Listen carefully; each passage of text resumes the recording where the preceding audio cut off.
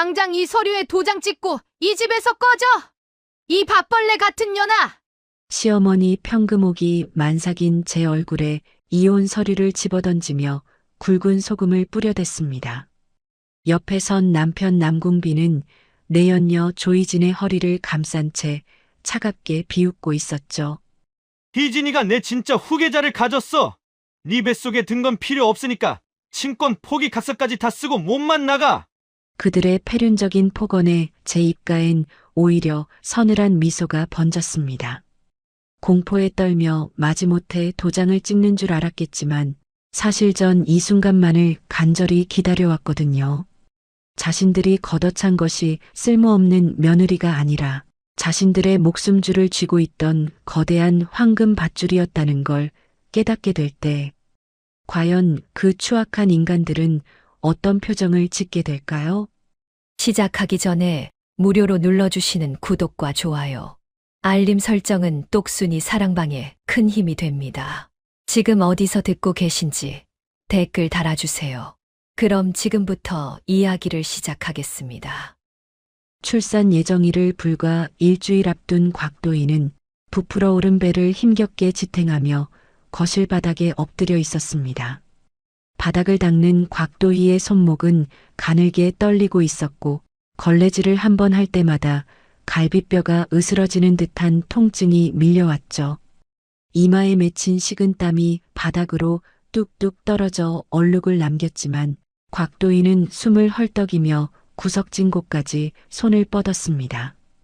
그때 현관문이 벌컥 열리더니 시어머니 평금옥이 코를 틀어쥐고 오만상을 찌푸리며 집 안으로 들어왔습니다. 평금옥이 거실 바닥에 엎드린 곽도희의 엉덩이를 발로 툭 차며 말했습니다. 아이고, 이게 무슨 냄새냐? 집구석에서 곰팡이 냄새가 나게 청소를 어떻게 하는 거야? 곽도희가 바닥을 짚고 힘겹게 몸을 일으키며 대답했습니다. 죄송해요, 어머니.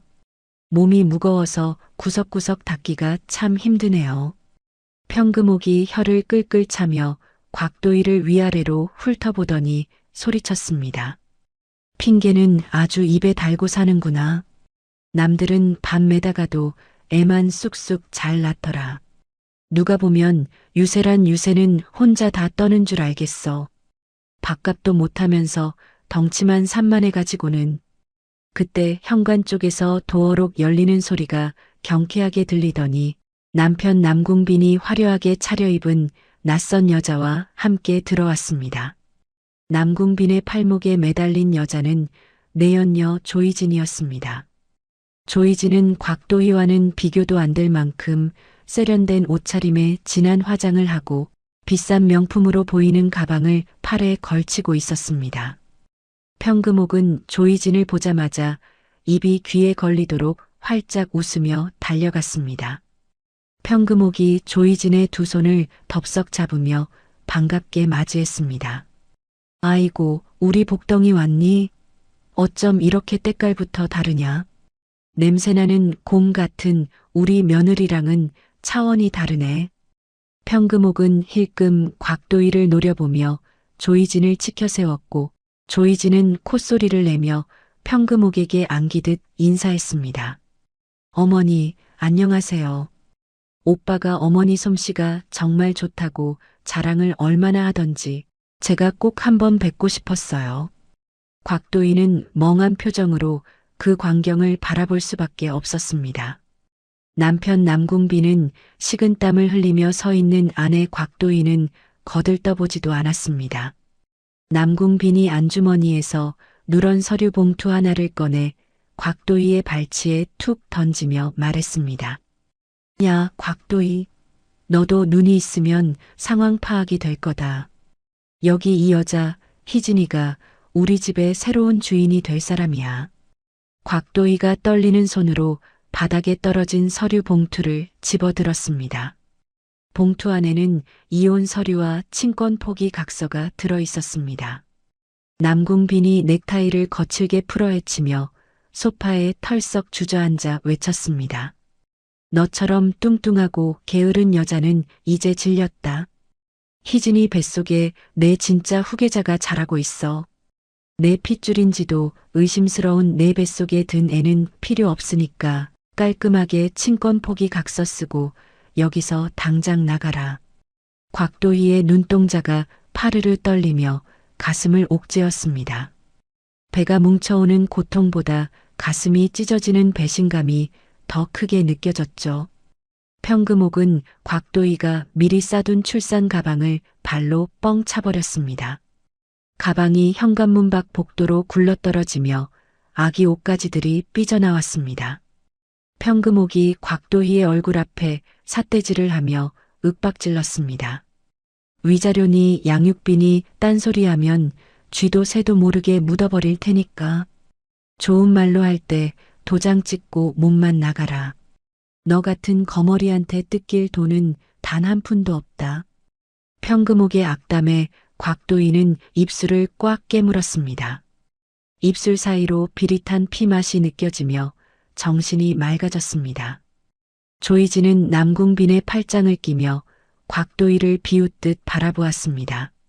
어머님, 저 언니 눈빛이 너무 무서워요. 빨리 내보내주세요. 우리 아기 태교에 안 좋을 것 같아요. 평금옥은 조이진의 등을 토닥이며 곽도희에게 소금을 뿌리는 흉내를 냈습니다. 걱정 마라, 우리 복덩아. 내가 알아서 처리하마. 야, 곽도희. 안 나가고 뭐해? 재수없는 일 생기기 전에 얼른 썩 꺼져라. 곽도희는 부들부들 떨리는 손으로 이혼 서류와 각서를 내려다보았습니다. 눈물은 흐르지 않았고 오히려 차가운 분노가 가슴 깊은 곳에서 끓어오르기 시작했습니다. 곽도희는 식탁 위에 놓인 인주를 거칠게 열었습니다. 망설임 없이 서류 위에 도장을 꾹 누르며 결연한 의지를 보였습니다. 선명하게 찍힌 붉은 도장이 곽도희의 결심을 보여주었습니다. 곽도희는 도장이 찍힌 서류를 남궁빈의 얼굴을 향해 획 던지며 말했습니다. 그래, 당신들이 원한다면 찍어주지. 대신 똑똑히 들어. 이 시간부로 내 아이에게 아빠는 죽고 없는 거야. 나중에 뼈저리게 후회해도 딴소리하지 마. 남궁빈은 바닥에 떨어진 각서를 주워들고 낄낄거리며 비웃었습니다. 역시 독한 여자라니까. 걱정 마라. 내 눈에 흙이 들어가도 너랑 내 애새끼를 다시 볼 일은 절대 없을 테니까. 곽도희는 뒤도 돌아보지 않고 현관으로 걸어갔습니다. 현관 밖으로 내동댕이 쳐진 출산 가방을 힘겹게 집어들었죠. 평금옥은 곽도희의 뒤통수에 대고 굵은 소금을 팍팍 뿌리며 외쳤습니다. 에이, 퇴퇴. 알터니가 빠진 것 같네. 다시는 이 근처에 얼씬도 하지 마라. 빌라 밖으로 쫓겨난 곽도희는 몸을 가누지 못하고 휘청거렸습니다. 참았던 진통이 한꺼번에 밀려와 다리에 힘이 풀리고 말았죠. 세상은 온통 잿빛으로 보였고 정신이 점점 혼미해졌습니다. 그때 어두운 골목길 한 구석에서 검은색 대형 고급 차량 한 대가 다가왔습니다. 차 문이 열리고 건장한 수행 비서들이 뛰쳐나와 쓰러지려는 곽도희를 정중하게 부축했습니다. 비서실장 강태진이 다급하게 곽도희를 뒷좌석에 태우며 물었습니다. 상무님, 괜찮으십니까? 늦어서 죄송합니다. 푹신한 가죽 시트에 몸을 기댄 곽도희가 가쁜 숨을 몰아쉬며 휴대전화를 꺼내 응용 프로그램을 몇 번 두드렸습니다. 손가락이 떨렸지만 곽도희의 눈빛만은 형형하게 빛나고 있었습니다. 곽도희가 강태진을 향해 서리빨처럼 차가운 목소리로 명령했습니다. 강 실장님, 지금 바로 법무팀 움직여요. 방금 내가 찍은 각서, 즉시 공증 절차 밟으세요. 그리고 그 인간들 손에 쥐어준 내 가족 카드들, 지금 당장 정지시켜요. 강태진은 백미러로 곽도희의 상태를 살피며 고개를 깊게 숙였습니다. 네, 알겠습니다. 상무님, 병원 귀빈 전용 분만실을 이미 준비해뒀습니다. 조금만 참으십시오. 차가 부드럽게 출발하자 곽도희는 차창 밖으로 멀어지는 낡은 빌라를 보았습니다. 그곳은 이제 곽도희에게 지옥일 뿐이었습니다. 한편 빌라 거실에서는 남궁빈 일가의 축제 분위기가 한창이었습니다. 평금옥은 전화기 응용 프로그램을 이용해 음식을 잔뜩 시켰습니다. 족발과 보쌈, 치킨과 피자까지 상다리가 부러질 듯 차려졌죠. 평금옥이 냉장고에서 포도주를 꺼내 흔들며 신나게 외쳤습니다. 아이고, 우리 복덩이 희진이 덕분에 속이 다 시원하다. 오늘 같은 날은 축배를 들어야지. 남궁빈도 신이 나서 콧노래를 부르며 배달 기사에게 카드를 건넸습니다. 여기 계산해 주세요. 일시불로 긁어주세요. 배달 기사가 단말기에 카드를 꽂았습니다. 잠시 후 삑하는 소리와 함께 기계적인 안내음이 흘러나왔습니다. 도난 및 분실 카드입니다. 거래가 거절되었습니다. 남궁빈의 얼굴에서 웃음기가 순식간에 사라졌습니다. 배달 기사가 의심스러운 눈초리로 남궁빈을 쳐다보며 말했습니다. 손님, 이거 분실 신고된 카드라고 나오는데요. 남궁빈이 당황하며 카드를 빼서 다시 확인했습니다. 분명 자신이 평소에 펑펑 쓰던 카드가 맞았습니다. 남궁빈이 어쩔 줄 몰라 하며 배달 기사에게 소리쳤습니다. 이게 무슨 소리야? 아까 낮에도 담배 사면서 잘 썼는데 기계가 고장 난 거 아니에요? 평금옥이 족발을 뜯으려다 말고 눈을 동그랗게 뜨며 물었습니다. 아니, 이게 무슨 망신이냐? 도의 그년이 돈 들고 튀면서 심술을 부렸나 보다. 아이고, 내 돈, 내 피 같은 돈. 평금옥은 바닥을 치며 통곡하는 흉내를 냈고 조이진은 짜증 섞인 표정으로 팔짱을 꼈습니다. 조이진이 남궁빈을 쏘아보며 차갑게 물었습니다. 오빠 어떻게 된 거야? 능력 있는 사장이라며. 지금 배달 음식 하나 결제 못해서 이러는 거야? 남궁빈의 얼굴이 수치심으로 벌겋게 달아올랐습니다. 사실 그동안 남궁빈이 써대던 카드는 곽도희가 만들어준 가족 카드였습니다.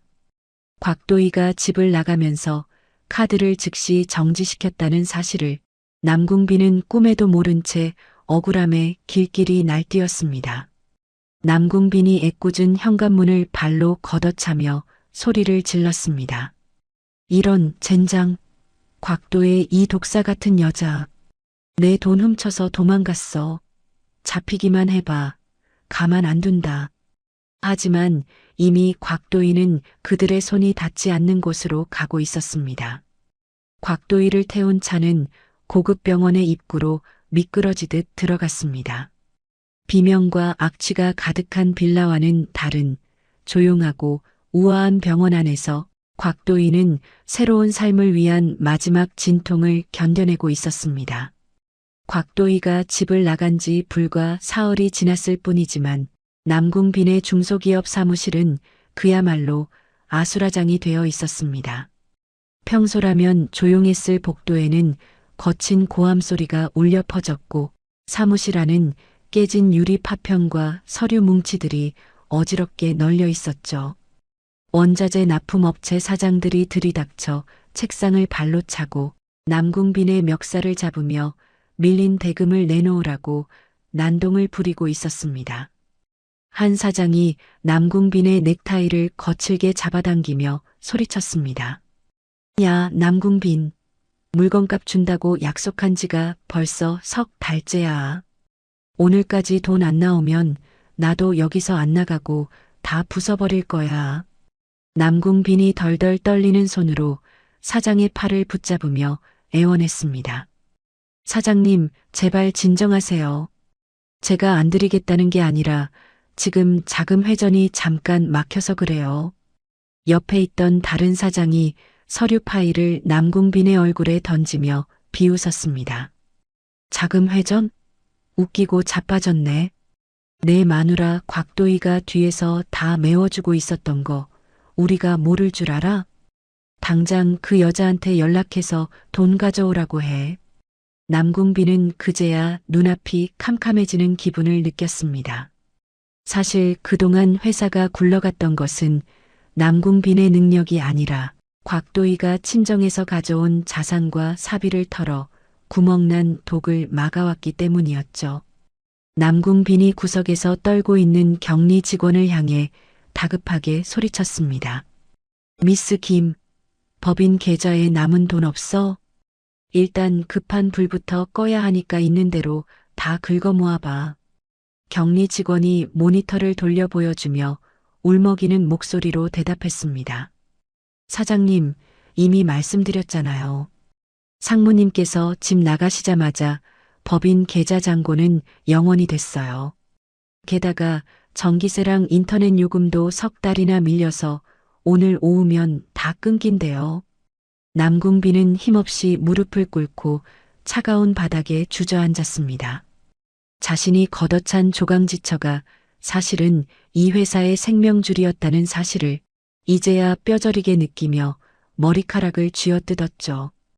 도망치듯 사무실을 나와 집으로 돌아왔지만 그를 기다리고 있는 풍경은 더욱 처참했습니다. 현관문을 열자마자 퀴퀴한 곰팡이 냄새와 썩은 음식 냄새가 코를 찌르며 남궁빈을 맞이했습니다. 거실 바닥에는 사흘 동안 먹고 남은 배달 음식 용기들이 산더미처럼 쌓여 있었고 초파리들이 그 위를 윙윙거리며 날아다니고 있었습니다. 안방에서는 날카로운 고성이 오가고 있었습니다. 조이진이 코를 틀어쥐고 오만상을 찌푸리며 거실로 뛰쳐나왔습니다. 조이진이 남궁빈의 팔을 흔들며 신경질적으로 소리쳤습니다. 오빠, 저 노인네한테 좀 씻으라고 말해. 옆에만 가면 쉰내가 나서 숨을 못 쉬겠다니까. 노인네 냄새가 온 집안에 배서 미치겠단 말이야. 소파에 누워 텔레비전을 보던 평금옥이 벌떡 일어나며 삿대질을 했습니다. 뭐, 노인네 냄새? 인연이 아주 입만 열면 못하는 말이 없구나. 내가 내 시어머니 될 사람이야. 어디서 눈을 동그랗게 뜨고 바락바락 대들어?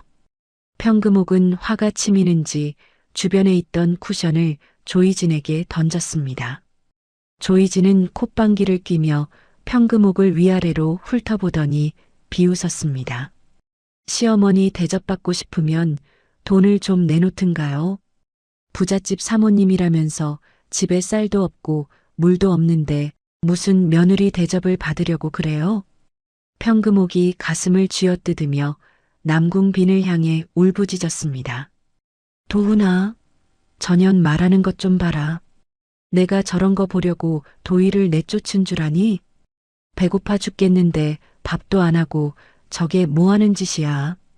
조이진이 팔짱을 낀 채 소파에 털썩 주저앉으며 쏘아붙였습니다. 나도 배고파 죽겠어. 오빠, 돈 좀 줘봐. 편의점이라도 가서 먹을 것 좀 사오게. 남궁빈은 깊은 한숨을 내쉬며 바지 주머니를 뒤집었습니다.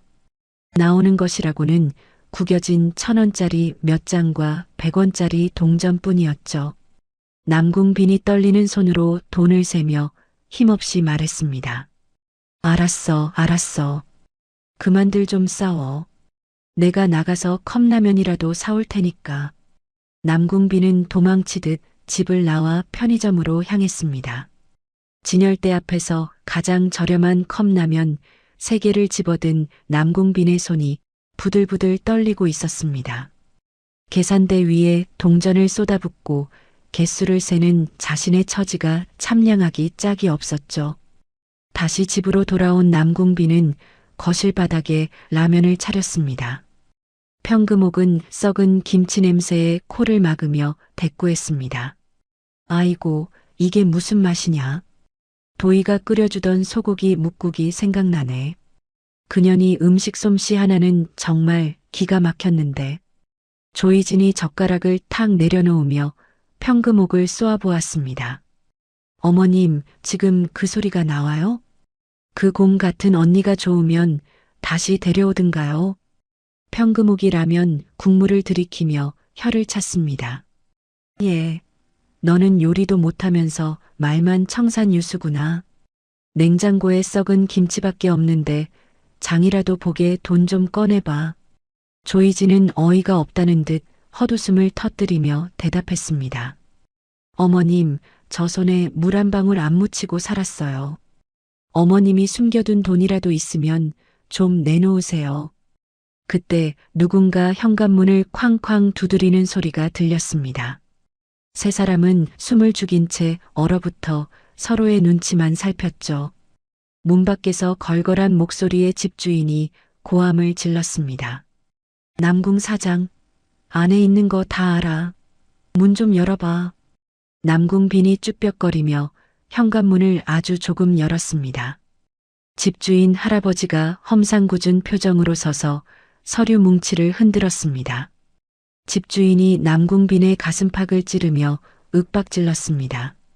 남궁 사장, 지금 장난해?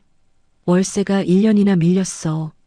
보증금 다 까먹고도 남은 거 알지? 이번 주까지 당장 방 빼.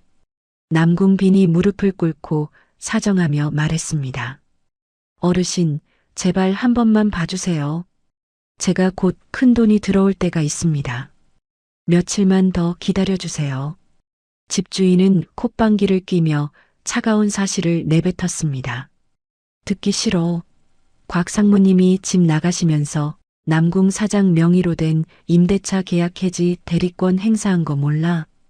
그분이 밀린 이자까지 다 정리하고 계약 끝냈으니까 이번 주 내로 안 나가면 짐 다 밖으로 던져버릴 줄 알아.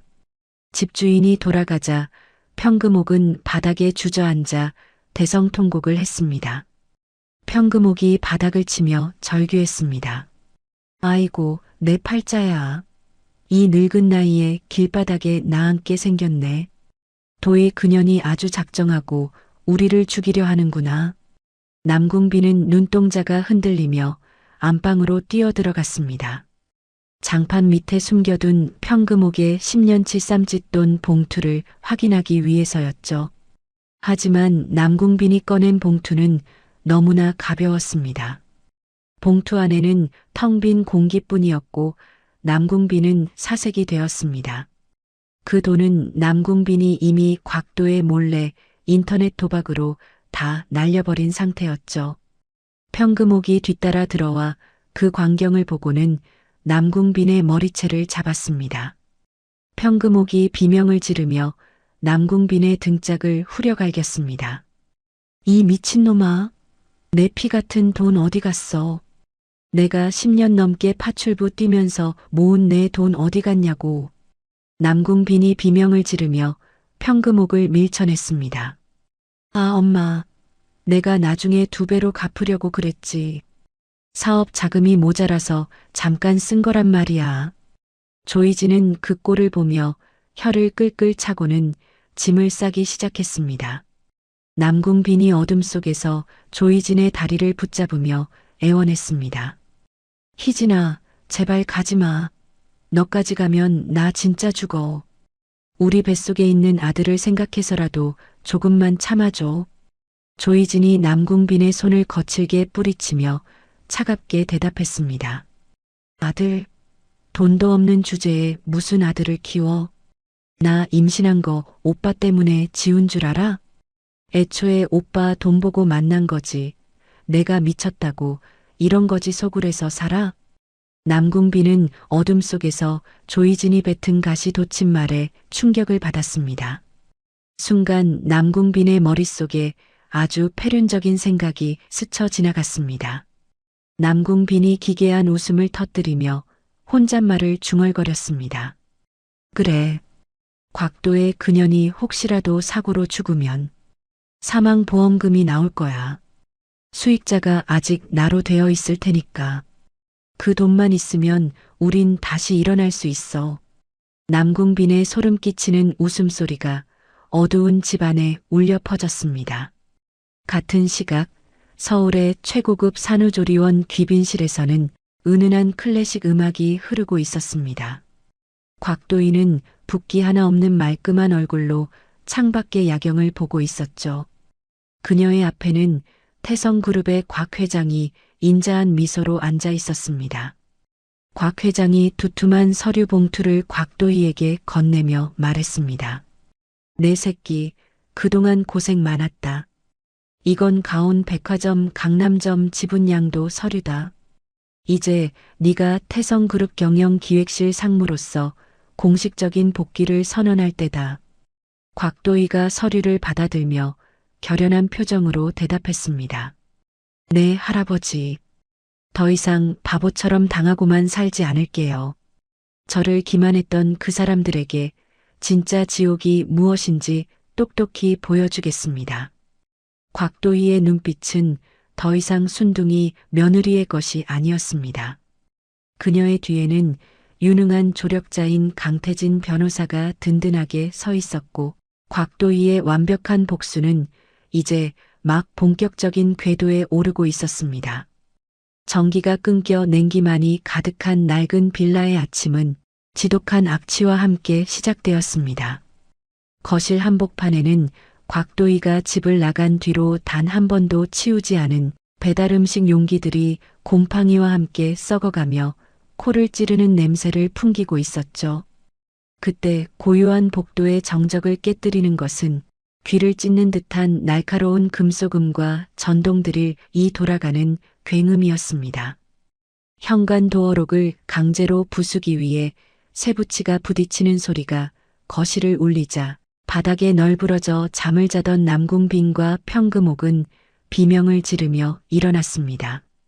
평금옥이 산발이 된 머리를 움켜쥐고 현관으로 달려가며 소리를 질렀습니다. 누구야? 아침부터 남의 집 문을 부수고 난리야. 도둑이야. 사람 살려.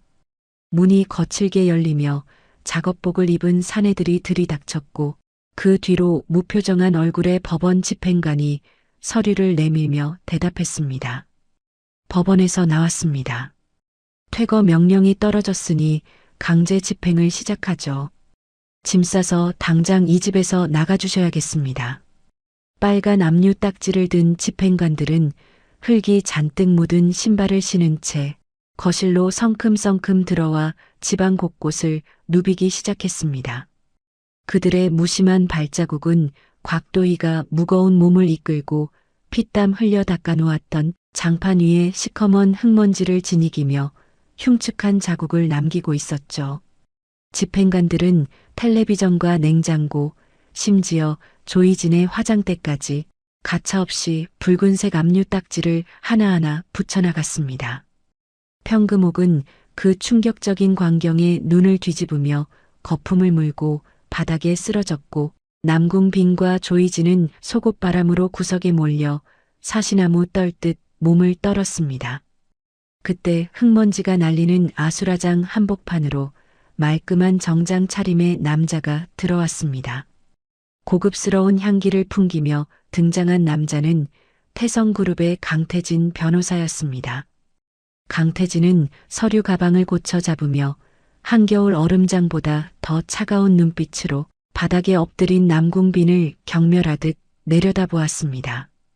평금옥이 엉금엉금 기어가 강태진의 바짓가랑이를 덥석 잡고 늘어지며 울부짖었습니다.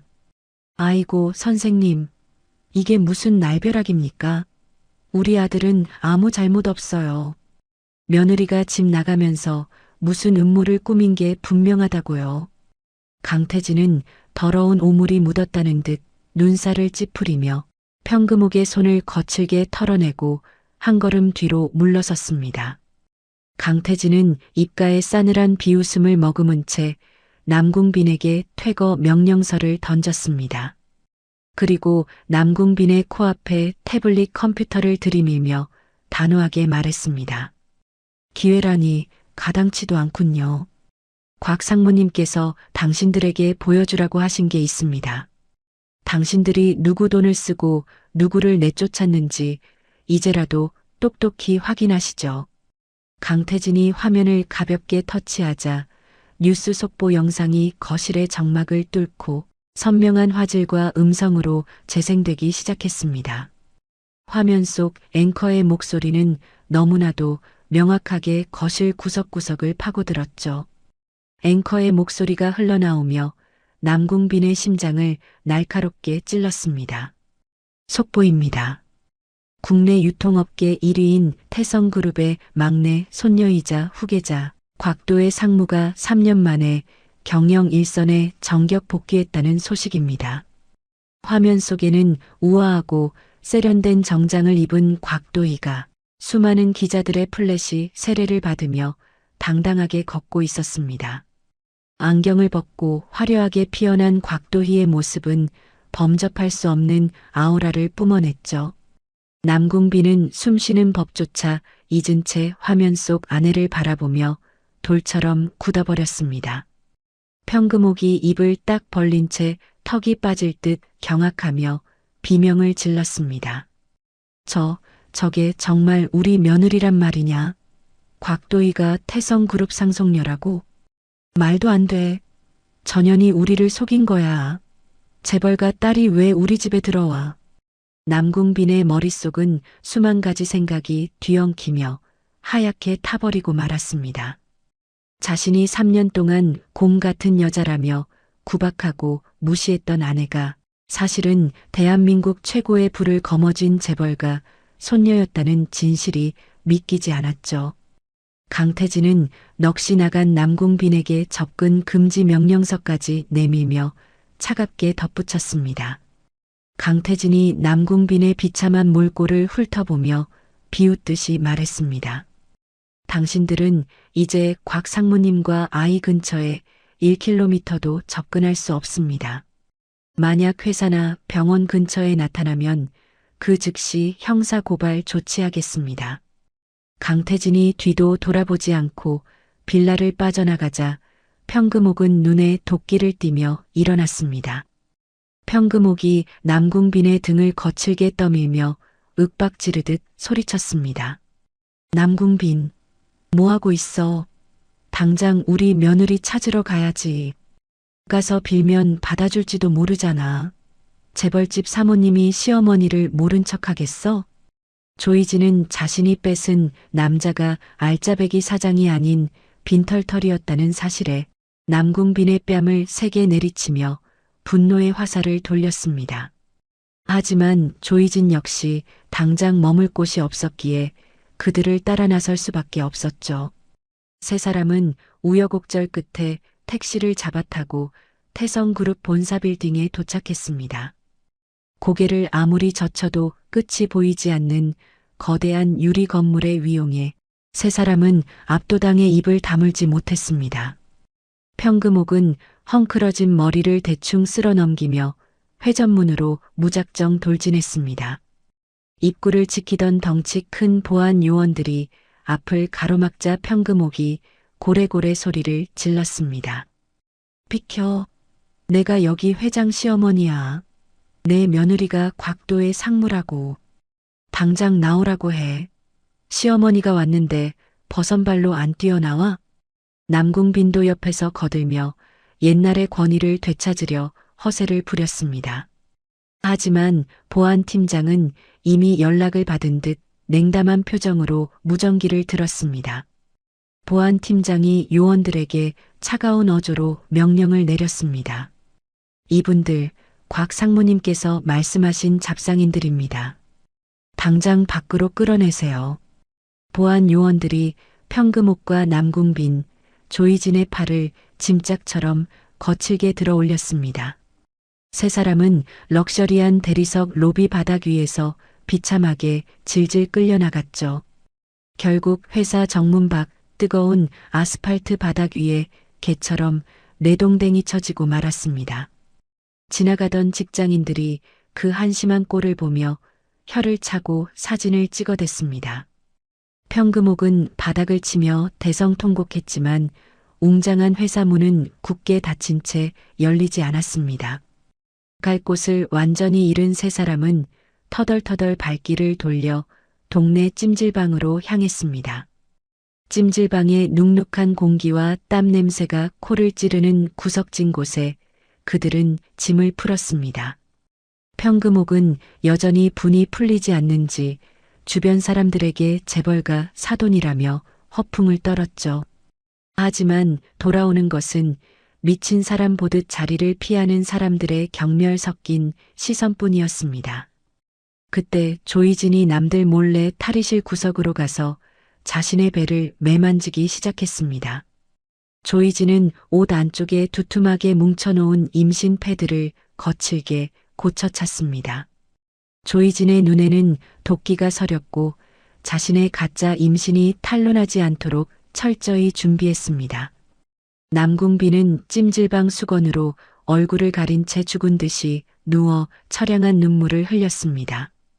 조이진이 자는 척하는 남궁빈의 옆구리를 쿡 찌르며 은밀하게 속삭였습니다. 오빠, 그 애가 오빠 핏줄인 건 변하지 않는 사실이잖아. 이혼 서류랑 각서는 강압에 의해 억지로 쓴 거라고 우기면 돼. 그걸 빌미로 태성그룹에서 위자료를 수십억은 뜯어낼 수 있을 거야. 남궁빈의 흐리멍덩했던 눈에 다시금 탐욕스러운 생기가 돌기 시작했습니다. 남궁빈이 몸을 일으키며 낮은 목소리로 대답했습니다. 그래, 소송하자. 까짓 거 내가 애 아빠인데 곽도희가 어쩔 거야. 법대로 해서 제대로 한미천 제대로 챙겨보자고. 재벌이라니 돈은 차고 넘칠 거 아니야. 그들이 찜질방 구석에서 얄팍한 음모를 꾸미고 있을 때였습니다. 찜질방 카운터로 검은 정장의 퀵 서비스 기사가 찾아와 누런 봉투를 내밀었습니다. 여기 남궁빈 씨 계십니까? 곽도의 상무님 이름으로 등기가 왔습니다. 남궁빈이 화들짝 놀라 달려나가 봉투를 받아 내용물을 확인했습니다. 안에서 나온 것은 최고급 종이의 금박으로 인쇄된 화려한 초대장이었습니다. 초대장에는 정중한 문구와 함께 믿기지 않는 내용이 적혀 있었습니다. 남궁빈님과 평금옥 여사님을 태성그룹 자선 파티의 VIP로 모십니다. 그동안의 오해를 풀고 가족으로서 대화의 시간을 갖고 싶습니다. 곽도의 드림. 평금옥은 초대장을 보고 며느리가 결국 기가 죽어 항복했다며 덩실덩실 춤을 추었습니다. 남궁빈과 조이진 역시 이제 다시 호의호식할 날만 남았다며 김칫국을 마셨죠. 하지만 새 아기는 이것이 자신들을 영원한 나락으로 떨어뜨릴 곽도희의 거대하고 완벽한 덫이라는 사실을 꿈에도 모른 채 파티 준비에 들떴습니다. 파티 당일이 되자 세 사람은 시장에서 구한 가장 화려한 옷을 차려입었습니다. 평금옥은 형광색 저고리를 매만지며 거울 앞에서 거드름을 피웠고 남궁빈은 반짝이는 은색 양복의 깃을 세우며 자신만만하게 웃었습니다. 조이진은 짝퉁 가방을 팔에 걸고는 마치 진짜 사모님이 된 듯한 표정을 지었죠. 세 사람은 택시를 타고 호텔로 향하며 자신들의 승리를 확신하고 있었습니다. 그들은 곽도희가 준비한 무대가 자신들을 위한 환대가 아닌 추악한 민낯을 드러낼 심판대라는 사실을 추호도 의심하지 않았습니다. 호텔 입구에 깔린 레드카펫을 밟으며 평금옥은 주변 하객들을 눈아래로 보았습니다. 우리 며느리가 재벌 상무라니 이제 내 팔자가 피는구나. 평금옥은 혼잣말을 내뱉으며 파티장 안으로 당당하게 발을 들여놓았습니다. 그녀의 머릿속에는 이미 도희가 건네줄 거에게 수표와 호화로운 생활만이 가득했죠. 남궁빈 역시 고개를 빳빳이 들고 아내의 권세를 누릴 생각에 가슴을 폈습니다. 하지만 화려한 샹들리에 아래서 그들을 기다리는 것은 따뜻한 환영이 아닌 곽도희가 치밀하게 설계한 차가운 복수의 서막이었습니다. 파티장 한 구석에서 강태진 변호사가 그들의 등장을 곽도희에게 보고했습니다. 상무님, 쥐새끼들이 제 발로 덫에 들어왔습니다. 곽도희는 와인 잔을 가볍게 흔들며 무대를 향해 천천히 걸음을 옮겼습니다. 곽도희의 눈빛은 그 어느 때보다 날카롭게 빛나며 심판의 시간을 예고했죠. 이제 곧 터져나올 진실의 폭풍 앞에서 새 아기는 여전히 탐욕의 미소를 지었습니다. 그들이 밟고 있는 레드카펫이 사실은 낭떠러지로 향하는 길임을 그 누구도 알려주지 않은 채 파티의 음악은 점점 고조되고 있었습니다. 자선 파티가 열리는 당일 오후 서울 도심의 최고급 호텔 정문 앞은 황금빛 조명과 레드카펫으로 눈부시게 단장되어 있었습니다. 최고급 외제차들이 줄을 지어서고 화려한 드레스와 턱시도를 차려입은 상류층 인사들이 우아한 몸짓으로 차에서 내리고 있었죠. 그 세련된 행렬 사이로 낡고 찌그러진 택시 한 대가 멈춰서더니 주변의 시선을 단번에 강탈하는 세 사람이 모습을 드러냈습니다. 눈이 시릴 정도로 형광빛이 도는 분홍색 저고리에 샛노란 치마를 입은 평금옥이 마치 대궐의 안주인이라도 된 양 고개를 빳빳이 들었습니다. 평금옥은 형광색 옷고름을 고쳐 매며 택시 문을 거칠게 닫고는 레드카펫 위에 발을 내디디며 주변 하객들을 훑어보았습니다. 그 뒤를 따라 내린 남궁비는 반짝이가 가득 박힌 은색 양복의 깃을 세우고 조이지는 로고가 큼지막하게 박힌 짝퉁 원피스를 뽐내며 엉덩이를 흔들었죠. 평금옥이 레드카펫 위를 걸으며 앞서가는 하객들을 팔꿈치로 밀치고 소리쳤습니다. 비켜요, 비켜. 여기 진짜 귀한 손님 지나가시니까 길 좀 터달란 말이야. 호텔 입구를 지키던 보안 요원들이 당황하여 그들의 앞을 막아서자 남궁빈이 콧방귀를 뀌며 품에서 금박 초대장을 꺼내 보안 요원의 가슴을 툭 쳤습니다. 남궁빈이 어깨에 힘을 잔뜩 주며 보안 요원에게 윽박을 질렀습니다. 여기 초대장 안 보여? 나 태성그룹 곽도의 상무 남편 남궁빈이야. 옆에 있던 평금옥도 보안 요원의 팔을 밀쳐내며 기세등등하게 거들었습니다. 이분은 그 집안 시어머니 되시는 분이고 감히 누굴 막아서는 거야? 당신들 오늘부로 다 해고당하고 싶어서 작정을 한 거야 뭐야? 보안 요원이 초대장을 확인하고 무전기에 대고 무어라 속삭이더니 묘한 표정으로 기를 터주며 허리를 굽혀 인사했습니다. 세 사람은 서로 승리의 미소를 주고받으며 파티장 안으로 위풍당당하게 입성했습니다. 그들이 밟는 대리석 바닥 위로 천장의 샹들리에 빛이 쏟아져 내렸지만 그 화려한 조명 아래서 그들이 받은 시선은 존경이 아니라 경멸이었습니다. 평금옥은 하객들의 시선을 부러움이라 착각하며 지나가는 웨이터를 멈춰 세웠습니다.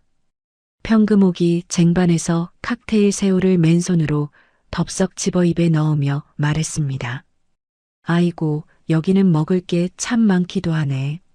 예, 물수건 좀 가져와 봐라. 평금옥은 새우 꼬리를 바닥에 뱉어내며 주변 귀부인들에게 큰 소리로 자랑했습니다. 조이지는 명품 드레스를 입은 여자들 사이에서 짝퉁 가방을 슬그머니 감추면서도 마치 자신이 이 파티의 주인공인 양도도한 척 고개를 치켜들었습니다. 파티장 2층 테라스에서 그 가관인 광경을 내려다보던 곽도인은 차가운 에스프레소를 한 모금 마시며 입가에 서늘한 미소를 띄었습니다. 옆에 서 있던 강태진 변호사가 태블릿을 확인하며 낮은 목소리로 보고했습니다. 상무님, 쥐새끼들이 미끼를 물고 안으로 들어왔습니다. 준비는 끝났습니다. 곽도희가 빈 잔을 테이블에 내려놓으며 서리빨 같은 목소리로 대답했습니다. 그래요, 강 변호사님. 이제 사냥을 시작해야죠. 내 인생에서 저 오물들을 영원히 쫓아내기 위한 마지막 무대니까요. 잠시 후 파티장의 조명이 서서히 어두워지더니 무대 위로 강렬한 빛이 떨어졌습니다. 화이트 슈트를 입고 눈부시게 등장한 곽도희의 모습에 장내는 환호로 가득 찼죠. 평금옥은 눈치도 없이 무대 아래서 손을 흔들며 고래고래 소리를 질렀습니다. 평금옥이 무대 위로 기어 올라가려다 강태진의 단단한 손에 가로막히자 외쳤습니다. 예, 며느라. 나 여기 있다. 어머, 우리 며느리 때깔 고운 것 좀 봐라. 저기 높은 데서 내려와서 이 시어머니한테 인사부터 해야지 뭐하니. 곽도희가 마이크를 잡고 차가운 눈빛으로 객석의 세 사람을 응시하며 입을 열었습니다. 곽도희의 단호한 목소리가 거대한 파티장에 쩌렁쩌렁하게 울려 퍼졌습니다. 귀한 시간 내주신 여러분께 진심으로 감사드립니다. 곽도희가 말을 멈추고 남궁빈을 쏘아보며 서늘하게 덧붙였습니다. 오늘 저는 이 자리에서 제 인생의 가장 추악했던 과거를 청산하려 합니다. 저기 서 있는 저 사람들이 만삭의 임산부에게 어떤 짓을 했는지 이 자리에 계신 여러분께서 똑똑히 지켜봐 주시기를 바랍니다. 곽도희의 신호와 함께 무대 뒤 거대한 대형 스크린이 환하게 켜졌습니다. 화면 가득 낡은 빌라, 거실에서 벌어진 참혹한 영상이 재생되기 시작했죠. 영상 속에서 만삭의 곽도희가 바닥에 엎드려 있고 평금옥이 발로 곽도희의 엉덩이를 차며 욕설을 퍼붓는 장면이 적나라하게 나왔습니다. 이어 남궁빈이 이혼 서류를 던지며 핏줄인지도 모르니 꺼지라고 외치는 날카로운 육성이 고성능 스피커를 통해 파티장 전체를 뒤흔들었습니다.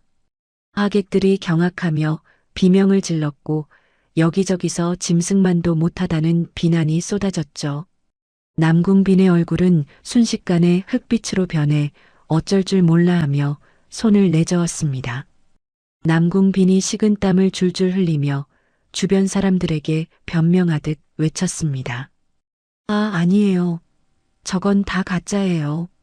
요즘 세상이 얼마나 좋은데 저런 건 다 조작된 딥페이크란 말입니다. 제 목소리가 아니에요. 곽도희는 비웃는 표정으로 조이진과 남궁빈이 주고받은 문자 내역을 공개했습니다.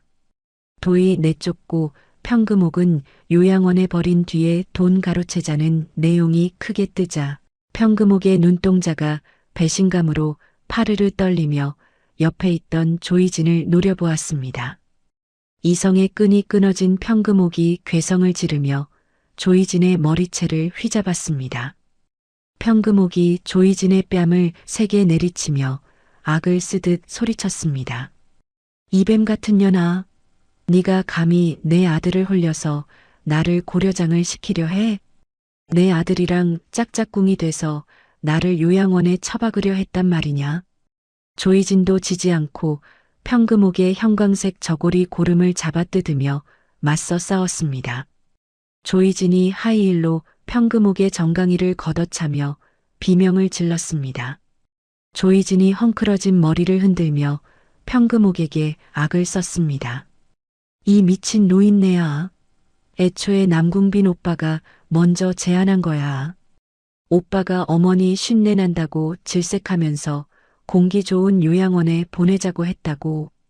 우아했던 파티장은 순식간에 머리카락이 휘날리고 옷감이 찢어지는 난투극이 되었죠. 남궁빈은 중간에서 말리려다 평금옥의 주먹에 코를 맞아 피를 흘리며 바닥을 굴렀습니다. 수백 명의 하객이 그 추태를 휴대전화로 찍으며 영상을 실시간으로 퍼뜨렸습니다. 곽도희는 단상 위에서 그 모습을 일말의 동정심도 없는 눈으로 내려다보았습니다. 곽도희가 옆에 서 있던 보안 팀장에게 고개를 끄덕이며 차갑게 명령했습니다. 이제 그만 치우세요. 파티장에 악취가 진동해서 더는 못 있겠네요. 건장한 보안 요원들이 무대 앞으로 달려들어 엉겨붙어 싸우는 세 사람을 떼어놓았습니다. 그들은 세 사람의 팔다리를 짐짝처럼 들어 올리고는 파티장 밖으로 질질 끌고 나갔죠. 평금옥은 산발이 된 머리로 바닥을 긁으며 곽도희를 향해 손을 뻗어 울부짖었습니다. 며느라, 도희야, 내가 잘못했다. 제발 이 시어머니 좀 살려다오. 하지만 보안 요원들은 그들을 호텔 정문이 아닌 주방 뒤편 쓰레기 집화장으로 데려갔습니다. 음식물 쓰레기통 옆 더러운 아스팔트 바닥 위에 세 사람이 내동댕이 쳐졌죠. 구정물에 젖은 형광색 한복과 찢어진 은색 양복은 오물과 섞여 형편없는 몰골이 되었습니다. 쓰레기장 앞에서 또다시 시작된 그들의 싸움 소리가 밤 공기를 지저분하게 갈랐습니다. 다시 파티장 안으로 돌아온 곽도희는 품에 안긴 아들 하늘이를 보며 환하게 웃었습니다. 곽도희가 하객들을 향해 마이크를 들고 여유로운 목소리로 말을 이었습니다. 잠시 소란이 있었지만 이제 진짜 축제를 시작하려 합니다. 오늘은 제 아들 하늘이의 100일을 축하하는 자리이기도 하니까요. 하객들의 우레와 같은 박수 소리가 파티장을 가득 채우며 분위기를 반전시켰습니다. 지옥 같은 시간을 견뎌내고 스스로 빛이 된 곽도희의 눈에는 희망만이 가득 차 있었습니다. 강태진 변호사가 샴페인 잔을 들고 곽도희에게 다가와 조용히 속삭였습니다. 상무님, 정말 고생 많으셨습니다. 이제 1차 심판은 완벽하게 끝났네요. 곽도희는 샴페인 잔을 가볍게 부딪히며 하늘이의 통통한 볼을 부드럽게 쓰다듬었습니다. 아직 멀었어요, 강 변호사님. 저 인간들이 제 발로 지옥 끝까지 걸어 내려가게 만드는 건 이제부터 시작이니까요. 저들이 가진 마지막 욕심까지 다 타버리게 할 거예요. 곽도희의 눈빛은 무대 조명보다 더 날카롭고 강렬하게 빛나고 있었습니다. 파티장의 화려한 음악 소리는 밤이 깊어갈수록 더욱 웅장하게 울려 퍼졌습니다. 쓰레기 집화장에서 서로를 핥히며 절규하던 남궁빈 일가의 목소리는 그 즐거운 음악 소리에 묻혀 흔적도 없이 사라져버리고 말았죠. 곽도희는 아이를 안고 하객들의 축복을 받으며 진정한 상류층의 품격을 보여주었습니다. 하지만 그녀의 머릿속에는 이미 다음 응징을 위한 치밀한 계획이 세워져 있었습니다.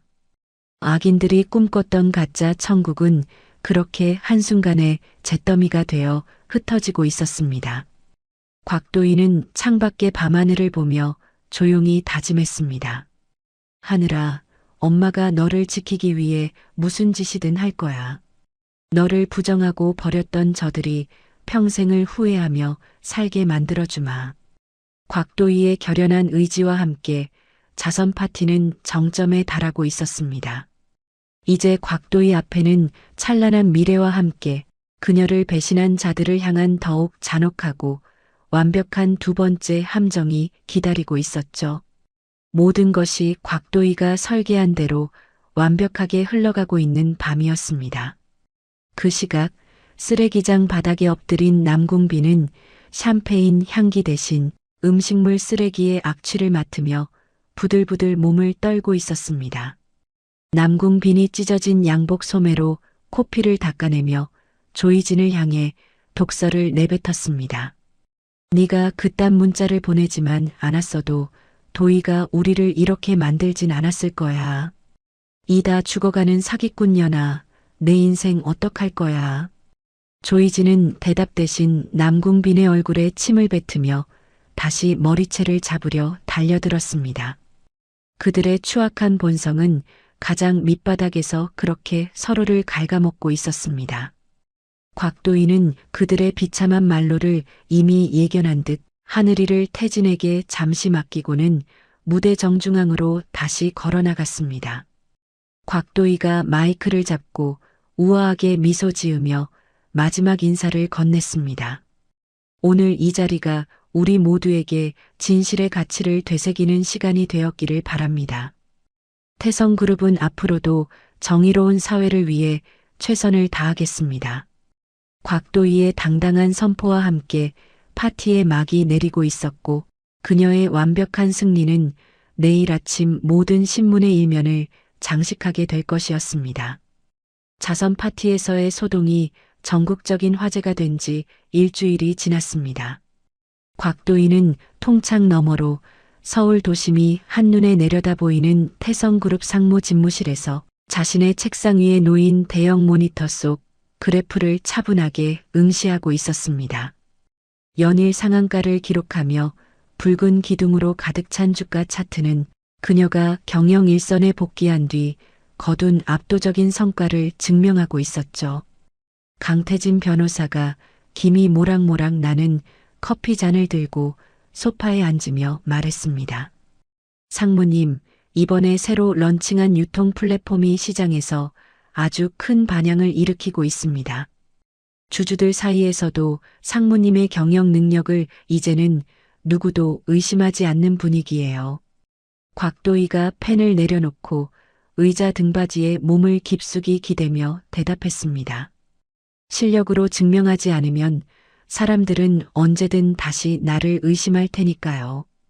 강 변호사님, 저를 향한 찬사는 이 정도면 충분하니 저 아래 바닥에 처박힌 오물들의 소식도 좀 들려주시겠어요?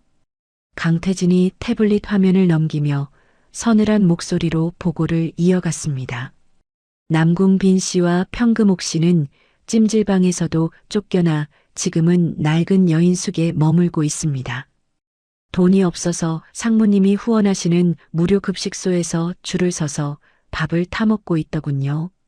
자신들이 누구의 돈으로 끓인 국을 먹고 있는지도 모른 채 말입니다. 곽도희가 비웃음 섞인 헛웃음을 터뜨리며 창밖을 향해 시선을 던졌습니다. 자신들이 짐승처럼 내쫓았던 여자가 베푸는 동정으로 목숨을 이어가고 있다니 정말 운명의 장난치고는 너무나도 통쾌한 일이네요. 한편 눅눅한 곰팡이 냄새가 진동하는 여인숙 방에서는 남궁빈과 평금옥이 좁은 방 한 구석에서 서로를 쏘아보고 있었습니다. 평금옥은 낡은 환자복 소매를 걷어올린 채 바닥을 치며 절규했습니다. 아이고 빈아, 우리가 어쩌다가 이 지경까지 떨어졌단 말이냐. 재벌 며느리를 모시고 호의호식할 생각에 잠도 안 왔는데 지금은 당장 내일 먹을 컵라면 살 돈도 없으니 이게 무슨 날벼락이야. 남궁빈이 찢어진 소주병을 손에 든 채 바닥을 굴러다니며 중얼거렸습니다. 엄마, 도희는 마음이 약하니까 우리가 가서 빌면 결국 다시 받아줄 거야. 내가 누구야? 도희가 세상에서 제일 사랑했던 남편 아니야? 조이진은 여인숙 화장실 거울 앞에서 자신의 배에 감긴 붕대를 고쳐매며 도끼 서린 표정으로 그 광경을 지켜보고 있었습니다. 조이진은 곽도희의 아이를 이용해 태성그룹의 돈을 뜯어낼 최후의 도박을 이미 머릿속으로 수십 번도 더 설계하고 있었죠. 조이진이 화장실 문을 열고 나오며 남궁빈의 어깨를 강하게 움켜잡았습니다. 오빠, 정신 차려. 지금 빌러간다고 도희 언니가 눈 하나 깜짝할 것 같아? 언니가 제일 아끼는 게 뭔지 생각해봐. 그 애만 있으면 우리 인생은 다시 역전이야. 내가 아는 흥신소 사장님이 있으니까 그 애 주변을 좀 맴돌게 해뒀어. 남궁빈이 놀란 눈으로 조이진을 올려다보며 떨리는 목소리로 물었습니다. 희진아, 너 설마 유괴라도 하겠다는 거야? 그건 정말 큰일 나. 조이진이 비웃음을 머금으며 남궁빈의 뺨을 가볍게 두드렸습니다. 유괴가 아니라 아빠로서 아이를 보고 싶다는 정당한 권리를 행사하자는 거야.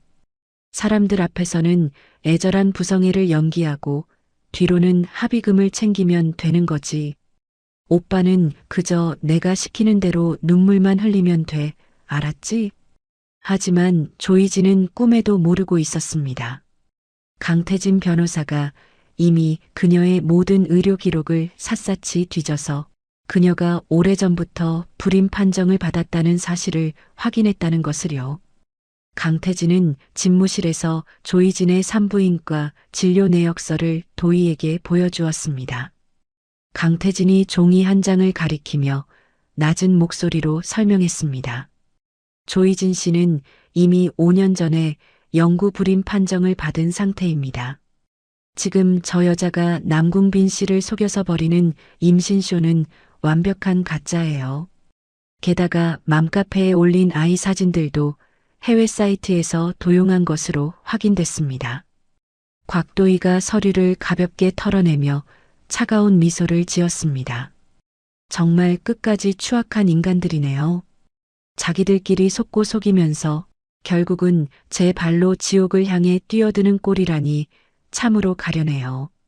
그날 오후 곽도희는 퇴근 후 하늘이의 성장 앨범을 넘기며 평온한 시간을 보냈습니다. 강태진 변호사가 정갈한 차를 도희의 탁자 위에 올려두며 다정하게 말했습니다. 재경 씨, 아니 상무님. 이제는 조금 마음을 편히 가지셔도 됩니다. 하늘이는 제가 목숨을 걸고서라도 안전하게 지킬 테니까요. 곽도희가 태진의 따뜻한 시선을 마주하며 고개를 끄덕였습니다. 강 변호사님 덕분에 제가 다시 숨을 쉬고 살 수 있게 되었어요. 우리 하늘이에게도 강 변호사님은 아빠보다 더 든든한 존재라는 걸 잘 알아요. 그때 곽도희의 휴대전화로 익명의 메시지와 함께 여러 장의 사진이 도착했습니다. 사진 속에는 유모차를 타고 산책하는 하늘이와 그 뒤를 몰래 쫓아다니는 검은 옷의 남자가 생생하게 찍혀 있었죠. 곽도희가 부들부들 떨리는 손으로 전화를 꽉 쥐며 강태진에게 외쳤습니다. 강 변호사님, 이 사진들 좀 보세요. 저 추악한 인간들이 감히 내 아기 뒤를 밟고 있다고요. 어린이집 주변까지 기웃거리는 걸 보니 정말 미친 게 분명해요. 강태진이 사진을 훑어보며 미간을 찌푸렸지만 이내 냉정함을 되찾았습니다. 상무님, 진정하십시오. 이미 경호팀이 그 남자를 밀착 감시하고 있습니다. 오히려 이 상황이 저들을 사회적으로 완벽하게 매장할 결정적인 미끼가 될 거예요. 제가 아는 시사 프로그램 김 PD에게 연락해서 판을 키워보겠습니다. 곽도희가 가쁜 숨을 몰아쉬며 결연한 표정으로 대답했습니다. 좋아요. 전 국민이 보는 앞에서 저들의 가면을 낱낱이 벗겨주세요. 제 아이를 건드린 대가가 얼마나 참혹한지 뼈저리게 느끼게 해줄 거예요. 며칠 뒤 곽도희는 시사 토크쇼 진실의 눈 메인 PD를 은밀히 만났습니다. 곽도희가 정갈한 서류 뭉치를 PD에게 건네며 낮은 목소리로 제안했습니다.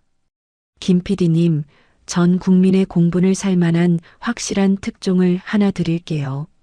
재벌가에 핍박받는 불쌍한 서민 가족이라는 연극을 준비하는 자들이 있습니다. 그들이 생방송 무대 위에서 자신들의 민낯을 스스로 공개하게 만들어주세요.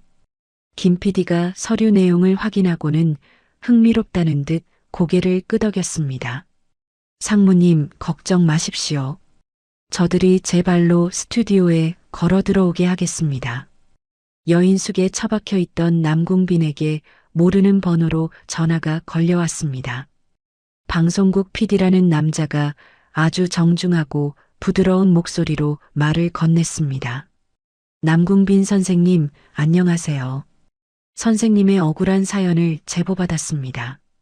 재벌가의 갑질에 맞서 아이를 되찾으려는 눈물겨운 부성의 특집을 기획 중입니다. 출연해 주신다면 저희가 선생님의 든든한 대변인이 되어드리겠습니다. 남궁빈이 기쁨에 겨워 평금옥을 향해 환호하며 소리쳤습니다. 엄마, 드디어 기회가 왔어. 방송국에서 우리 편을 들어주겠대. 우리가 텔레비전에 나가서 울며불며 하소연하면 국민들이 돈을 모아줄 거야. 도의 그년도 이미지 때문에라도 우리한테 수백억은 합의금을 주겠지. 평금옥은 덩실덩실 춤을 추며 장롱 속에 숨겨둔 낡은 옷들을 꺼냈습니다. 그럼 그렇지. 하늘이 무너져도 솟아날 구멍은 있다더니. 내가 방송에 나가서 며느리한테 맞은 이야기를 아주 실감나게 해주마. 조이진 역시 옆에서 교활한 미소를 지으며 자신의 화장품을 챙겼습니다. 새 아기는 이것이 자신들을 위해 마련된 화려한 축제라고 믿어 의심치 않았습니다. 방송에 나가기만 하면 모든 빚을 청산하고 다시 사장님 소리를 들으며 호의호식할 날만 남았다는 김칫국을 마시며 생방송 날짜만을 손꼽아 기다렸죠. 하지만 곽도희는 집무실에서 강태진과 함께 스튜디오 배치도를 살피며 그들이 빠져나갈 수 없는 완벽한 법적 단두대를 설치하고 있었습니다. 그녀의 눈빛은 마치 굶주린 맹수처럼 먹잇감을 향해 날카롭게 빛나고 있었죠. 곽도희가 태진을 향해 샴페인 잔을 가볍게 들어올리며 말했습니다. 강 변호사님, 쥐새끼들이 배가 고파서 미끼를 아주 덥석 물었네요. 전 국민이 지켜보는 생방송 무대라니 정말 근사한 제삿날이 되지 않겠어요? 강태진이 차분하게 미소 지으며 도희의 잔에 샴페인을 채워주었습니다.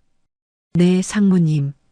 저들이 쏟아낼 거짓말 한마디 한마디가 결국 자신들의 목을 죄는 밧줄이 될 겁니다.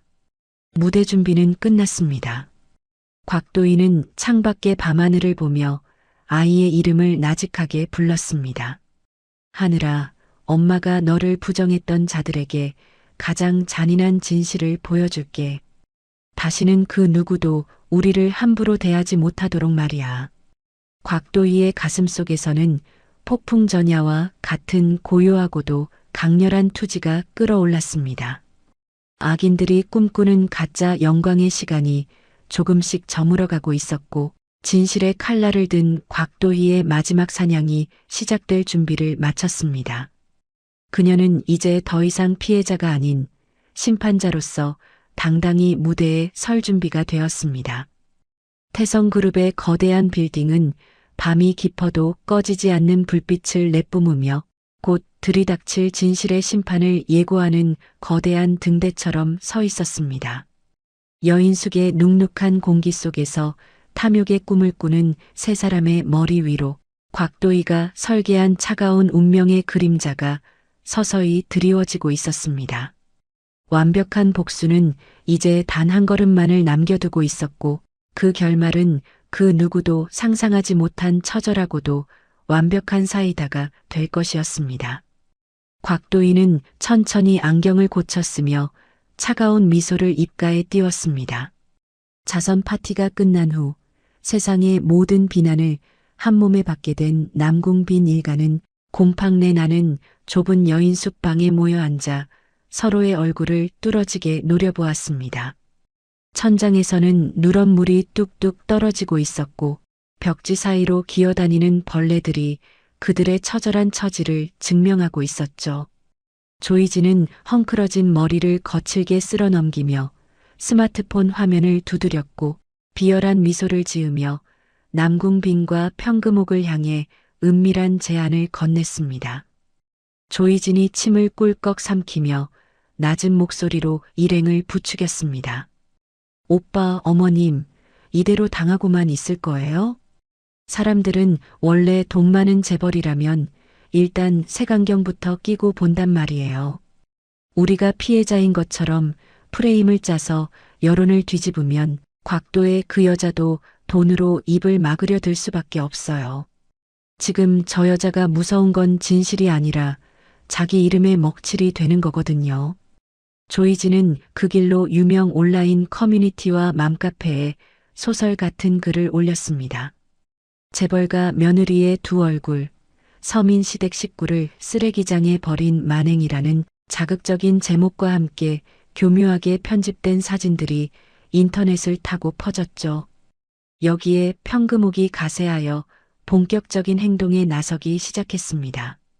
평금옥은 멀쩡한 다리에 하얀 붕대를 칭칭 감고 목에는 보호대까지 두른 채 태성그룹 본사 정문 앞으로 가서 낡은 휠체어에 몸을 실었습니다. 평금옥이 지나가는 사람들을 붙잡고 눈물을 쥐어짜며 비명을 질렀습니다. 여러분, 제 말 좀 들어보세요. 저기 저 높은 건물에 있는 재벌 며느리가 늙은 시어머니를 짐짝처럼 던져서 제 허리가 다 부러졌습니다. 돈 많으면 시어머니를 이렇게 개 패듯 패도 되는 세상입니까? 세상이 어떻게 돌아가려고 이런 폐륜이 벌어지는지 모르겠어요. 평금옥은 휠체어에서 떨어지는 신용을 하며 바닥을 긁는 열연을 펼쳤고 본사 앞은 금세 구경꾼들과 취재진으로 인산인해를 이루기 시작했습니다. 그 시각 남궁빈은 조이진이 미리 섭외한 사이버 레카 유튜버와 만났습니다. 남궁빈은 카메라가 돌아가기 직전 눈물 한약을 몰래 넣고는 초췌한 표정을 지었죠. 남궁빈이 카메라 렌즈를 응시하며 가슴을 치며 애절하게 호소했습니다. 저는 돈 같은 건 정말 관심도 없습니다. 그저 제 핏줄인 우리 아들을 한 번만이라도 따뜻하게 안아보고 싶은 아비의 마음뿐입니다. 그런데 제 아내는 재력을 앞세워 저를 파렴치범으로 몰고 아이를 뺏어갔습니다. 무능한 아버지가 아들을 찾을 수 있게 여러분이 도와주세요. 이 영상은 삽시간에 수백만 조회수를 기록하며 전 국민적인 분노를 자아냈습니다. 인터넷 댓글창에는 곽도희를 비난하는 악플들이 폭풍처럼 쏟아지기 시작했죠. 재벌이면 다냐, 시어머니 폭행은 선을 넘었다, 태성그룹 불매하자 등 여론은 걷잡을 수 없이 악화되었고 태성그룹의 주가는 곤두박질 치기 시작했습니다. 태성그룹 이사회는 긴급 소집되었고 이사들의 거센 압박이 곽도희를 향했습니다. 장 이사가 책상을 내리치며 곽도희를 매섭게 쏘아붙였습니다. 곽상무, 이게 도대체 무슨 망신인가? 개인적인 가정사 때문에 그룹 전체의 이미지가 실추되고 불매운동까지 벌어지고 있잖나. 당장 저 사람들과 합의를 하든 사과를 하든 해결책을 내놓게. 상무 자리가 애들 장난인 줄 아나? 회사가 무너지면 책임질 건가? 곽도희는 이사들의 비난 섞인 시선에도 흔들림 없이 차가운 표정을 유지했습니다. 하지만 집무실로 돌아온 곽도희를 기다리고 있는 것은 더 잔혹한 협박이었습니다. 조이진이 흥신소 직원을 시켜 도희의 아들 하늘이가 어린이집에 등원하는 모습과 집 주변을 배회하는 사진들을 곽도희의 개인 휴대전화로 전송한 것이었죠. 사진과 함께 도착한 메시지에는 짧지만 강렬한 조이진의 욕망이 담겨 있었습니다. 상무님, 아이가 참 예쁘네요. 100억이면 이 위험한 스토킹을 끝낼 수 있어요. 합의 안 하면 이 사진들이 어떤 자극적인 기사로 나갈지 상상해 보세요. 아이의 안전을 생각한다면 현명한 선택을 하시길 바랄게요. 곽도희는 사진 속 하늘이의 천진난만한 얼굴을 보자 온몸이 부들부들 떨려왔습니다. 하얗게 질린 손등 위로 핏줄이 서고 주먹을 꽉 쥐는 곽도희의 모습은 마치 폭풍 전야의 고요함처럼 서늘한 살기마저 느껴질 정도였습니다. 강태진 변호사가 다가와 곽도희의 어깨를 조심스럽게 다독이며 말했습니다.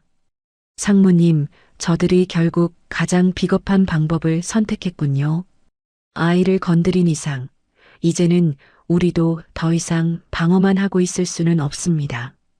이미 모든 반격 준비는 끝났으니 상무님의 결정만 내리시면 됩니다. 곽도희가 사진을 책상 위로 거칠게 내던지며 강태진을 향해 결연하게 말했습니다. 강 변호사님, 저 쓰레기들이 제 아이를 장사 미천으로 삼으려 했어요. 이건 용서의 범위를 넘어섰습니다. 전 국민이 지켜보는 생방송 무대 위에서 저들의 추악한 민낯을 하나도 남김없이 다 까발려 줄 거예요. 방송국 김 PD에게 연락하세요. 제가 직접 스튜디오로 나가겠다고요. 가짜 눈물로 세상을 속인 죄가 얼마나 무거운지 똑똑히 보여주겠습니다. 곽도희는 정면 돌파를 선택했고 시사 프로그램 진실의 눈 출연을 확정지었습니다. 남궁빈 일가에게는 방송국을 통해 억울함을 풀어주겠다는 소식이 전달되었죠. 여인숙방에서 소식을 들은 남궁빈과 평금옥은 승리감에 취해 환호했습니다. 남궁빈이 평금옥과 조이진의 손을 맞잡으며 기쁘게 외쳤습니다. 엄마, 희진아, 드디어 우리가 이겼어. 방송국에서 판을 깔아준다잖아. 우리가 나가서 눈물 한번 제대로 쏟아주면 곽도희는 끝장이야. 조이진은 거울을 보며 가장 청초하고 불쌍해 보이는 화장법을 연구했고 평금옥은 방송에서 기절하는 연기를 선보이겠다며 의욕을 불태웠습니다. 생방송 당일 오후 방송국 대기실에는 팽팽한 긴장감이 감돌았습니다. 남궁빈은 일부러 며칠간 면도를 하지 않아 초췌한 몰골을 만들었고 평금옥은 다시 휠체어에 앉아 신음소리를 내는 연습에 몰두하고 있었죠. 조이진은 낡은 카디건을 걸치고 인형을 포대기에 싸서 아는 채 대기했습니다. 조이진이 인형을 다독이며 금방이라도 눈물이 터질 것 같은 목소리로 연습했습니다. 아이고, 우리 불쌍한 아기. 엄마가 미안해. 재벌 엄마한테 뺏겨서 미안해. 오빠, 내 연기 어때? 이 정도면 전국에 있는 엄마들이 다 울겠지? 오늘 방송 끝나면 우리는 진짜 돈방석에 앉는 거야. 오빠. 남궁빈이 조이진의 손을 꽉 잡으며 야욕에 찬 눈빛으로 고개를 끄덕였습니다. 드디어 스튜디오에 붉은색 생방송 사인이 켜지며 방송의 막이 올랐습니다. 진행자가 침통한 표정으로 카메라를 응시하며 오프닝 멘트를 시작했습니다. 시청자 여러분, 오늘 저희는 재벌가의 갑질로 인해 삶이 파괴된 한 평범한 서민 가족의 억울한 사연을 조명해 보려 합니다. 남궁빈 선생님, 지금 심정이 어떠신지 국민들께 직접 말씀해 주시죠. 남궁빈이 마이크를 잡고 울먹이는 목소리로 거짓 진술을 시작하려던 찰나 스튜디오의 육중한 문이 열리며 화이트 슈트 차림의 곽도희가 당당히 입장했습니다. 곽도희의 서늘한 미소와 범접할 수 없는 기계에 스튜디오는 순식간에 정적에 휩싸였죠. 곽도희가 남궁빈의 눈을 똑바로 응시하며 속으로 차갑게 을조렸습니다. 지옥에 온 걸 환영해, 남궁빈. 오늘이 너희들의 화려한 제삿날이니까. 곽도희는 반론석에 자리를 잡고 강태진 변호사가 건넨 서류 가방을 열었습니다. 남궁빈과 조이진, 평금옥의 얼굴에서 순간적으로 핏기가 가시는 것이 보였죠. 생방송의 붉은 불빛은 이제 그들의 거짓을 심판할 단두대의 칼날처럼 빛났습니다. 남궁빈이 당황하여 목소리를 가다듬으며 진행자에게 따지듯 물었습니다. 아니, 저 여자가 왜 여기 나오는 겁니까? 방송국에서 약속한 거랑 다르잖아요. 우리끼리만 나와서 이야기하기로 한 거 아니었냐고요. 당장 내보내주세요. 곽도희가 여유로운 몸짓으로 마이크를 조정하며 차가운 목소리로 대답했습니다. 남궁빈 씨, 거짓말을 하려면 최소한 상대방이 있는 곳에서 해야죠. 전 국민을 상대로 한 당신들의 화려한 연극, 제가 직접 끝내러 왔습니다. 전 국민의 시선이 집중된 가운데 곽도희는 여유롭게 안경을 고쳤었고 그녀의 입술 사이로 흘러나올 진실의 폭풍이 시작될 준비를 마쳤습니다. 가장 높은 곳에서 가장 낮은 곳으로 추락하게 될 악인들의 비참한 말로가 이제 단 몇 분 후면 전 세계로 생중계될 운명의 시간이 다가오고 있었습니다. 조이진은 인형을 안은 손을 미세하게 떨며 곽도희의 눈치를 살폈고 평금옥은 휠체어 손잡이를 꽉 쥔 채 마른 침을 꿀꺽 삼키며 방송사고를 예고했습니다. 방송국 김 PD가 부조종실에서 곽도희를 향해 엄지손가락을 치켜 세웠습니다. 준비됐습니다, 상무님. 대한민국 방송 역사상 가장 충격적인 진실을 보여주죠. 곽도희는 태진이 건네준 USB를 만지며 스크린에 띄울 첫 번째 자료를 골랐습니다. 그것은 남궁빈 일가가 여인숙에서 나누었던 추악한 공모의 현장이 담긴 녹취였습니다.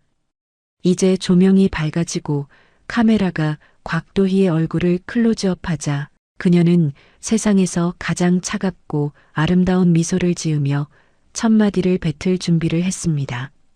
곽도희가 카메라 렌즈를 뚫어지게 응시하며 낮은 목소리로 속삭였습니다. 자, 이제 시작해 볼까요?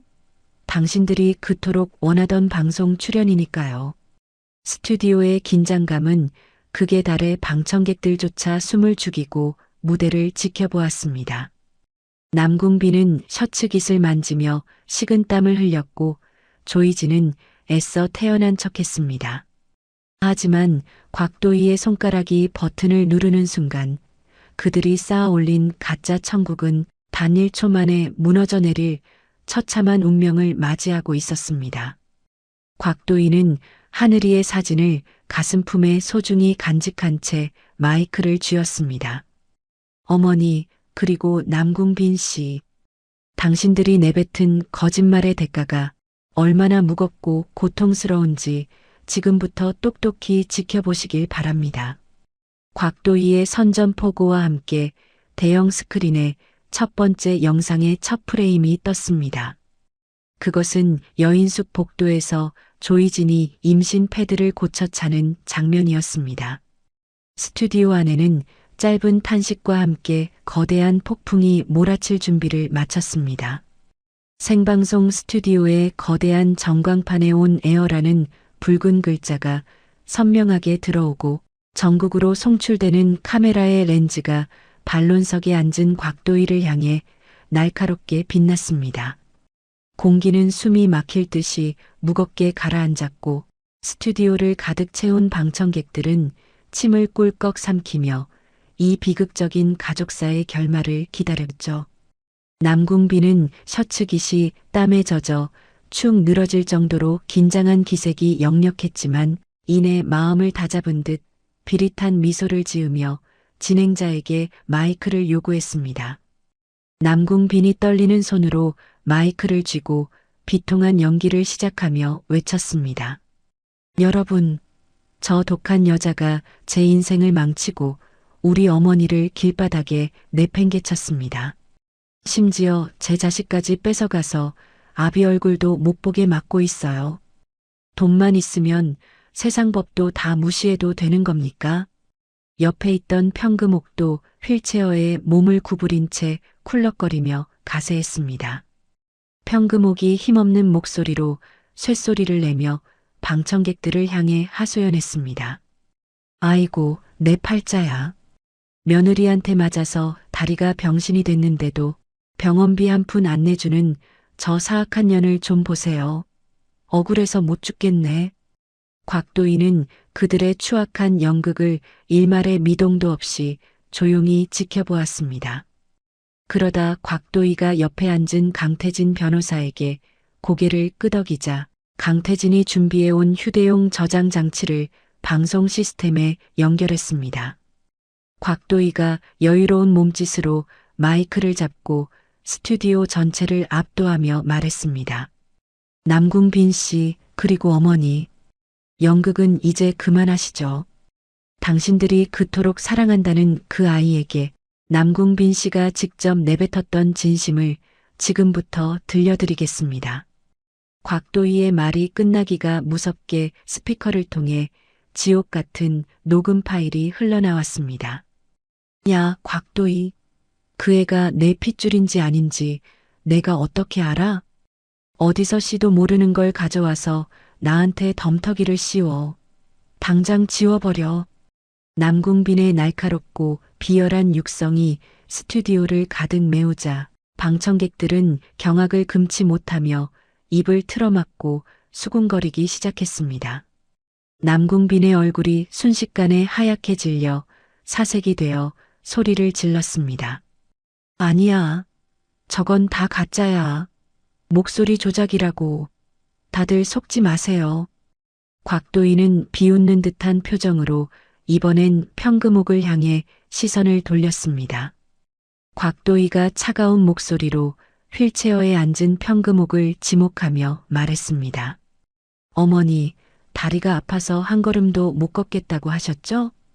그럼 며칠 전 본사 앞에서 시위를 하시던 도중에 뒷골목으로 들어가서 벌어진 이 상황은 어떻게 설명하시겠어요? 스튜디오 메인 스크린에 고화질 CCTV 영상이 선명하게 떠올랐습니다.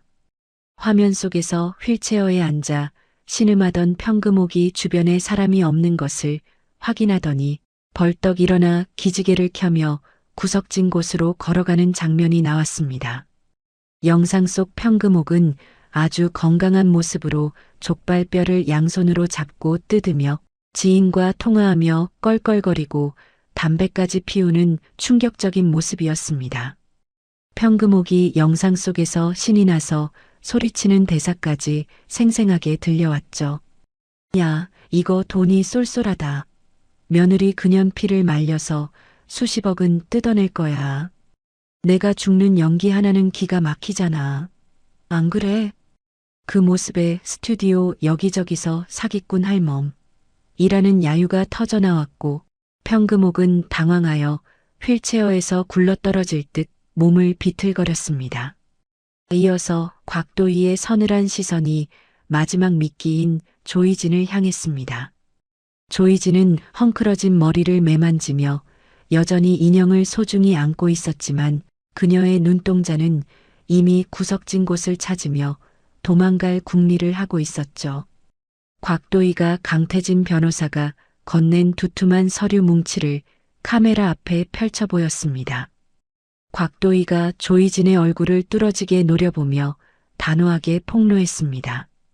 조이진 씨, 당신이 뱃속에 품었다는 태성그룹의 후계자 말입니다.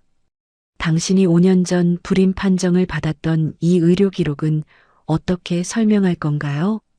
곽도희가 조이진의 본명이 적힌 산부인과 진단서를 한 장씩 넘기며 말을 이었습니다. 심지어 당신은 맘카페에 남의 집 아이 사진을 도용해서 올리고 재벌가의 아이를 뺏겼다며 후원금 5억 원을 뜯어낸 사기범이기도 하죠. 그 돈들 지금 어디에 있습니까? 도박 사이트에 탕진한 내역까지 다 여기 있네요. 스크린에는 조이진의 복잡한 은행 거래 내역과 도박 사이트 로그인 기록이 빼곡하게 나열되며 그녀가 쌓아온 가짜 인생을 낱낱이 파헤쳤습니다. 조이진은 비명을 지르며 포대기에 쌓인 인형을 바닥으로 내팽개쳤습니다. 조이진이 미친 듯이 웃으며 남궁빈의 멱살을 잡고 흔들기 시작했습니다. 조이진이 남궁빈의 뺨을 세게 내리치며 악을 쓰듯 소리쳤습니다. 야, 남궁빈. 이 멍청한 놈아. 다 너 때문에 걸린 거잖아. 네가 그날 술만 안 처먹었어도 우리가 이런 망신은 안 당했어. 내 인생 어쩔 거야. 네가 책임져. 이 거지 같은 놈아. 남궁빈도 지지 않고 조이진의 머리채를 잡아 낚아채며 맞서 싸웠습니다. 남궁빈이 헝클어진 머리로 조이진을 향해 독설을 내뱉었습니다. 뭐, 네가 먼저 꼬드겼잖아. 100억만 뜯어내면 팔자 고친다며. 이 불임 사기꾼 년아, 네가 우리 어머니 돈까지 다 가로챘지. 그때 휠체어에서 벌떡 일어난 평금옥이 조이진의 등에 올라타며 난동을 부렸습니다. 평금옥이 조이진의 머리카락을 뭉텅이로 쥐어뜯으며 비명을 질렀습니다. 내 돈, 내 피 같은 돈 다 내놔. 이 뱀 같은 년이 우리 아들을 홀리더니 이제는 시어머니를 감옥에 보내려고 작정을 했어? 죽여버릴 거야. 스튜디오는 순식간에 머리카락이 날리고 옷감이 찢어지는 난투극 현장이 되었고 전국에 생중계되는 화면에는 세 사람의 추악한 육탄전이 고스란히 담겼습니다. 진행자는 어쩔 줄 몰라 하며 대본으로 얼굴을 가린 채 구석으로 피신했죠. 그때 방송국 스튜디오의 육중한 문이 다시 열리더니 제복을 입은 경찰관 수십 명이 구둣발 소리를 내며 안으로 들이닥쳤습니다. 경찰 팀장이 수갑을 꺼내 보이며 난투극을 벌이는 세 사람에게 엄중히 선포했습니다. 남궁빈, 조이진, 평금옥 씨, 당신들을 상습 사기 및 무고, 그리고 정보통신망법 위반 및 아동복지법 위반 혐의로 긴급 체포합니다. 경찰관들이 달려들어 엉겨붙어 싸우는 세 사람의 팔에 가차없이 수갑을 채웠습니다. 남궁빈은 수갑 찬 손으로 도희를 향해 무릎을 꿇으며 구걸하기 시작했습니다. 남궁빈이 바닥을 기며 곽도희의 구두 끝에 머리를 박고 오열했습니다. 도희야, 내가 정말 잘못했어. 한 번만 살려줘, 제발. 나 감옥 가면 죽어. 우리 예전 좋았던 때를 생각해서라도 좀 봐주면 안 돼? 곽도희는 남궁빈의 비굴한 손길을 차갑게 뿌리치며 그를 내려다보았습니다. 곽도희가 남궁빈의 눈을 찌르듯이 노려보며 단호하게 말했습니다. 좋았던 때, 당신에게 내 인생은 그저 돈줄이었을지 몰라도 나에게 당신은 이제 씻어내야 할 더러운 오물일 뿐이야. 감옥에서 평생 네가 지은 죄를 뼈저리게 반성하면서 썩어 문드러지길 바라. 평금옥은 수갑을 찬 채로 경찰관들에게 들려나가며 끝까지 악담을 퍼부었습니다. 평금옥이 목에 핏대를 세우며 도희를 향해 침을 뱉으려 시도했습니다. 이 독한 년, 시어머니를 감옥에 보내고 네가 잘 살 것 같으냐? 천벌을 받을 거다. 내 돈 내놔. 내 아들 살려내라고 이 괴물 같은 년아. 조이진은 헝클어진 머리로 얼굴을 가린 채 아무 말도 하지 못하고 끌려갔습니다. 방청객들은 그들이 사라지는 뒷모습을 보며 우레와 같은 박수와 환호를 보냈고 진실이 승리하는 순간을 목격한 사람들의 눈에는 카타르시스가 가득했죠. 곽도희는 스튜디오 중앙에 홀로 남아 카메라를 정면으로 응시했습니다. 곽도희가 마이크를 고쳐 잡으며 전 국민을 향해 나직하지만 힘있게 말했습니다. 거짓은 아무리 빨리 달려도 결국 진실에게 덜미를 잡히기 마련입니다. 저는 이제 저 추악한 과거를 뒤로하고 제 아이와 함께 새로운 삶을 살아가려 합니다. 부족한 제 사연을 들어주시고 응원해주신 모든 분께 진심으로 감사드립니다. 곽도희의 마지막 멘트와 함께 스튜디오의 조명이 서서히 꺼지기 시작했습니다. 그녀의 얼굴에는 그동안 쌓였던 모든 슬픔과 분노가 씻겨 내려간 듯 평온함이 서렸죠. 강태진 변호사가 다가와 곽도희의 어깨를 따뜻하게 감싸 안으며 밖으로 인도했습니다. 상무님, 정말 고생 많으셨습니다. 이제 진정한 자유를 얻으셨네요. 곽도희가 태진의 품에 기대어 스튜디오를 빠져나오며 깊은 안도의 숨을 내쉬었습니다. 병원에서 기다리고 있을 아들 하늘이의 얼굴이 떠오르자 눈시울이 붉어졌죠. 이제 그녀의 앞에는 더 이상 눈물 젖은 걸레질도 시어머니의 매서운 발길질도 없는 찬란한 미래만이 펼쳐져 있었습니다. 악인들을 향한 완벽한 심판은 그렇게 전 국민의 박수 소리와 함께 마무리되었습니다. 방송국 밖으로 나오자 밤 공기는 그 어느 때보다 상쾌하고 시원했습니다. 곽도희는 밤하늘의 밝은 달을 보며 조용히 아이의 이름을 불러보았습니다. 하늘아, 엄마가 드디어 해냈어.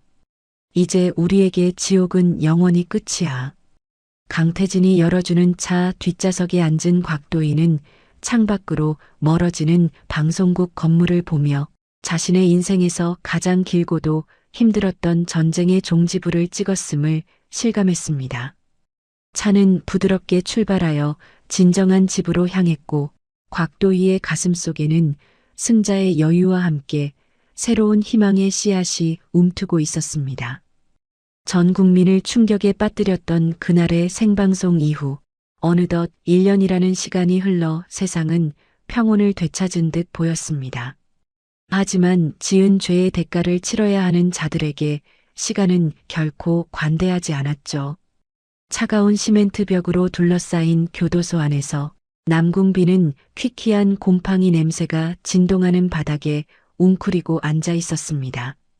과거 번듯한 중소기업 사장이라며 거드름을 피우던 모습은 온데간데 없고 빛바랜 수의를 입은 남궁빈의 얼굴은 깊은 주름과 검버섯으로 가득했습니다. 남궁빈이 식판에 담긴 식은 밥과 짠지만 남은 국물을 내려다보며 옆에 앉은 동료 수수생에게 비굴한 목소리로 말을 걸었습니다. 형님, 오늘 국은 유독 더 짜네요. 예전에 제 아내가 끓여주던 소고기 묵국은 정말 시원하고 맛있었는데 그때는 그게 소중한 줄도 모르고 만날 투정만 했지 뭡니까. 남궁빈의 말이 끝나기도 전에 험상궂은 인상의 수수가 남궁빈의 식판을 발로 찼습니다. 수수가 남궁빈의 멱살을 잡고 얼굴에 침을 뱉으며 소리를 질렀습니다. 이 페류나 자식아, 만삭인 마누라 발로 차서 쫓아낸 놈이 국 타령을 해? 너 같은 놈은 이런 밥도 과분하니까 입 닥치고 바닥에 떨어진 거나 하차 먹어. 남궁빈은 비명을 지르며 바닥에 흩어진 밥알을 손으로 긁어 모았습니다. 주변 죄수들의 비웃음 소리가 좁은 감방 안에 가득 울려 퍼졌지만 남궁빈은 그저 한 끼를 때우기 위해 흙먼지 묻은 밥을 입에 넣어야 했죠.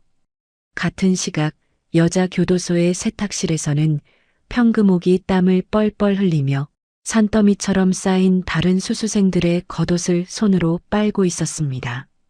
평금옥은 빨갛게 터진 손가락 마디마디가 아려오자 걸레를 내던지며 투덜거렸습니다. 평금옥이 허리를 짚으며 옆에서 감시하던 젊은 수수생에게 짜증을 냈습니다. 야, 내가 누군 줄 알아? 나 여기 태성그룹 회장 시어머니가 될 사람이었어. 어디서 이런 천한 일을 나한테 시키는 거야? 당장 교도관 불러와. 평금옥의 말이 끝나자마자 등 뒤에서 매서운 손찌검이 날아왔습니다. 방장이 평금옥의 머리카락을 잡아 낚아채며 서늘하게 속삭였습니다. 할망구가 아직도 정신을 못 차렸네? 네가 내쫓은 며느리가 지금은 회장이야. 너는 그냥 여기서 썩어 문드러질 죄수일 뿐이라고. 한 번만 더 주둥이 놀리면 오늘 저녁은 굶을 줄 알아. 알았어? 평금옥은 눈물이 고인 눈으로 다시 세탁대야 앞에 무릎을 꿇었습니다. 집에서 곽도희가 빨래를 할 때마다 손이 시리다고 투정 부리던 곽도희를 향해 빨래는 손맛이지 라고 비웃으며 세탁기를 못 쓰게 했던 과거가 떠올랐죠. 자신이 뱉은 가시돋친 말들이 이제는 채찍이 되어 자신의 등 뒤를 사정없이 때리고 있었습니다. 한편 증거 부족과 가벼운 형량으로 먼저 출소한 조이진은 기차역 근처의 낡고 어두운 단칸방에서 악취나는 하루를 보내고 있었습니다. 조이진은 텔레비전 화면 속에서 화려한 조명을 받으며 웃고 있는 곽도희의 성공 기사를 볼 때마다 리모컨을 바닥으로 집어 던졌습니다. 조이진이 헝클어진 머리를 쥐어뜯으며 방바닥을 긁어대며 중얼거렸습니다. 저건 내 자리였어. 내가 저 옷을 입고 저 가방을 들었어야 했다고. 남궁빈 그 멍청한 인간 때문에 내 인생이 다 망가졌어. 조이진은 편의점 도시락 하나를 살 돈도 없어 수돗물로 배를 채우면서도 끝까지 곽도희를 원망하며 증오의 불꽃을 키우고 있었습니다. 하지만 그녀를 기다리는 것은 곽도희의 자비가 아닌 전 국민의 싸늘한 외면이었죠. 전과자로 낙인 찍힌 조이진을 받아주는 곳은 그 어디에도 없었습니다. 그들이 지옥 같은 현실 속에서 허우적거리고 있을 때 태성그룹 본가에서는 화려하고 따뜻한 잔치가 열리고 있었습니다. 도희의 아들 하늘이의 첫돌을 기념하는 파티장에는 은은한 생화향기와 사람들의 즐거운 웃음소리가 가득했습니다. 곽도희는 세련된 비단 한복을 입고 아이를 안은 채 하객들의 축복을 받고 있었습니다. 옆에서 든든하게 곽도희를 보좌하던 강태진 변호사가 다가와 아이의 머리를 다정하게 쓰다듬으며 도희에게 부드러운 목소리로 말했습니다. 상무님, 하늘이가 판사봉을 잡았네요. 이 아이는 상무님처럼 정의롭고 강한 사람으로 자랄 겁니다. 곽도희가 태진을 향해 화사하게 웃으며 대답했습니다. 강 변호사님 덕분에 우리 하늘이가 이렇게 건강하게 첫돌을 맞이했어요. 피 한 방울 섞이지 않았지만 누구보다 하늘이를 사랑해 주셔서 정말 감사해요. 강태진은 품 안에서 작은 상자를 꺼내 곽도희의 손에 쥐어주었습니다. 그 안에는 영롱하게 빛나는 다이아몬드 반지가 담겨 있었고 강태진의 눈에는 곽도희를 향한 진심 어린 사랑이 가득 담겨 있었습니다. 강태진이 곽도희의 손을 조심스럽게 맞잡으며 나직하게 고백했습니다. 도희 씨, 이제는 상무님이라는 직함 뒤에 숨은 아픔은 다 잊으세요. 제가 평생 도희 씨와 하늘이의 울타리가 되어주고 싶습니다. 저와 결혼해 주시겠어요? 곽도희는 감동의 눈물을 흘리며 고개를 끄덕였고 두 사람은 하객들의 박수 속에 입을 맞췄습니다. 돌잔치가 끝난 뒤 곽도희는 강태진과 함께 특별한 장소로 이동했습니다. 그곳은 바로 남궁빈과 평금옥이 자신을 구박하며 살게 했던 그 낡고 지저분했던 빌라가 있던 자리였습니다. 도희는 그 부지를 통째로 매입하여 빌라를 허물고 그 자리에 현대식으로 지어진 태성 한부모 복지센터를 완공했습니다. 센터 앞에는 곽도희의 이름과 함께 상처 입은 이들의 쉼터라는 글귀가 새겨져 있었죠. 센터 개관식 날 곽도희는 단상 위에서 마이크를 잡고 우아하게 미소 지었습니다. 곽도희가 모인 사람들을 향해 떨리지만 힘 있는 목소리로 연설했습니다. 저는 이곳에서 인생의 가장 어두운 터널을 지났습니다. 하지만 이제 그 터널을 허물고 누군가에게는 새로운 빛이 되는 공간을 만들려 합니다. 세상의 모든 어머니와 아이들이 더 이상 눈물 흘리지 않는 세상을 꿈꿉니다. 사람들의 환호 소리가 울려 퍼지는 가운데 행사장 구석 가로수 뒤에 숨어 그 모습을 지켜보는 한 초라한 여인이 있었습니다. 형기 만료로 며칠 전 출소한 평금옥이었습니다. 평금옥은 때자국 가득한 낡은 옷을 입고 꾀죄죄한 모습으로 무료 배급되는 빵을 얻으러 왔다가 단상 위에 곽도희를 보게 된 것이었죠. 평금옥은 빛나는 곽도희의 모습을 보며 입을 틀어막고 주저앉았습니다. 평금옥이 회한 섞인 눈물을 흘리며 갈라진 목소리로 중얼거렸습니다. 재경아, 아니 도희야, 내 복덩이 며느리. 내가 천벌을 받았구나. 내가 저 귀한 복을 내 발로 차버렸어. 평금옥은 곽도희에게 다가가 빌고 싶었지만 자신의 처참한 행색이 부끄러웠습니다. 결국 그녀는 곽도희의 시선이 닿기도 전에 쩔뚝거리는 다리로 도망치듯 자리를 피했습니다. 곽도희는 멀어지는 노인의 뒷모습을 보았지만 더 이상 증오는 남아있지 않았습니다. 과거의 상처는 이제 완전히 아물어 그녀를 더 단단하게 만드는 훈장이 되었으니까요.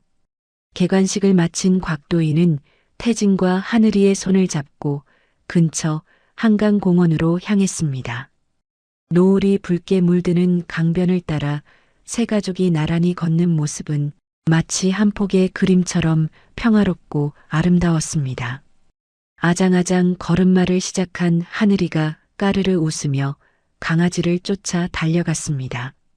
강태진이 아이를 뒤쫓으며 즐거운 비명을 지르자 곽도희의 가슴에는 행복이 벅차올랐죠. 곽도희는 문득 뒤를 돌아보며 지난 1년을 회상했습니다. 피눈물을 흘리며 도장을 찍었던 그날의 결단이 없었다면 지금의 이 찬란한 노을을 결코 보지 못했을 것입니다. 곽도희가 태진의 어깨에 머리를 기대며 평온한 목소리로 속삭였습니다. 태진 씨, 이제야 알 것 같아요. 가장 완벽한 복수는 저들을 처벌하는 게 아니라 우리가 저들보다 훨씬 더 보란 듯이 행복하게 잘 사는 것이라는 걸요. 강태진이 곽도희의 허리를 부드럽게 감싸 안으며 고개를 끄덕였습니다. 맞습니다. 도희 씨. 당신은 세상에서 가장 멋진 복수를 완성했습니다.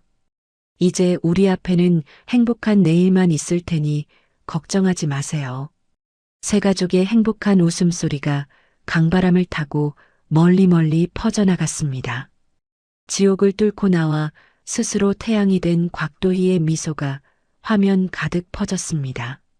악인들은 자신들이 만든 탐욕의 감옥 속에서 영원히 고통받을 것이고 선한 의지로 시련을 견딘 그녀는 진정한 사랑과 평화를 얻었습니다.